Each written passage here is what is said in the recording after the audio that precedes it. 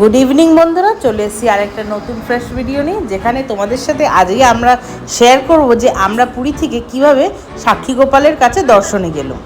আমরা পুরী থেকে একটা অটো হায়ার করেছিলাম, 250 টাকা যেতে, 250 টাকা আসতে, মোট 500 টাকা, যে আমাদেরকে পুরো সাক্ষী গোপালের ওখানে ঘুরিয়ে আবার পুরীতে ড্রপ করবে। কিন্তু পুরীতে উনি আমাদের যেখানে উঠেছি খান্ডিয়া বান্ধা, ওখানে ড্রপ করবে না, উনি মন্দিরের 400 মিটার আগে উনি ড্রপ করে দেবে। তো আমরা বাড়ি থেকে বেরিয়েছিলাম 3:30 নাগাদ, আর তারপরে মন্দির পৌঁছাতে রাস্তা ধরে নাও 1-1.5 ঘন্টা লাগে। এখান থেকে পুরী থেকে সাক্ষী গোপালের রাস্তা 19 থেকে 20 কিলোমিটার, কিন্তু যদি তোমরা নেটে সার্চ করো তাহলে 16 কিলোমিটার দেখাবে। তোমরা সকালবেলা, এখন তো গরমকাল, সকালবেলা যদি বেরো তাহলে খুব কষ্ট হবে। আর যে টাইমে আমরা এলুম সেই টাইমটা একদম মনোরম পরিবেশ। ঠিক 5টা 5:30টায় মন্দিরে বেরিয়ে গেলুম। আর আজকে যেহেতু চন্দন যাত্রা, মানে অক্ষয় তৃতীয়া থেকে 21 দিনের চন্দন যাত্রা শুরু হয়, ওর জন্য সব বিশেষ বিশেষ মন্দিরে এখানে প্রভু বেরোয়, পুরো পাড়াটা প্রদক্ষিণ করে।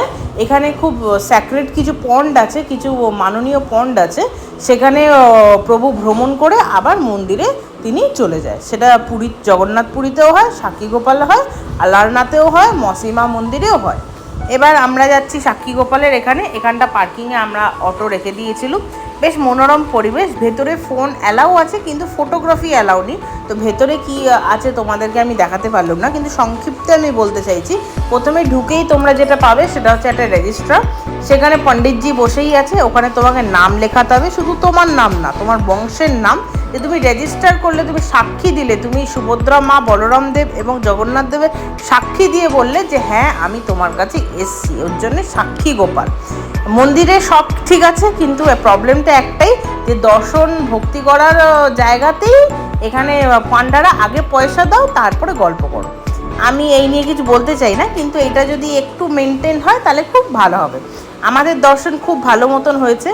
ভেতরে এই যে সোজা দেখতে পাচ্ছেন হলুদ যে পণ্ডিতের পেছনেই প্রভু ছিলেন, খুব ভালোভাবে দর্শন করেছি। একদম গর্ভগৃহে ঢুকে মাথা ঠেকিয়ে প্রভুর পায়ের তুলসী পাতা গ্রহণ করে খুব ভালোভাবে দর্শন করেছি। তারপরে মন্দিরের পেছনেই একটা খুব পবিত্র গাছ ছিল, সেখানেও আমরা মৌলি ধাগা বেঁধে খুব ভালোভাবেই দর্শন করেছি। আর এবারে আমরা আবার যেরকমটা দেখলে ভিডিওতে, যে আমরা আবার পুরী চলে এলুম। এই ছিল আমাদের সাক্ষী গোপাল ভ্রমণের।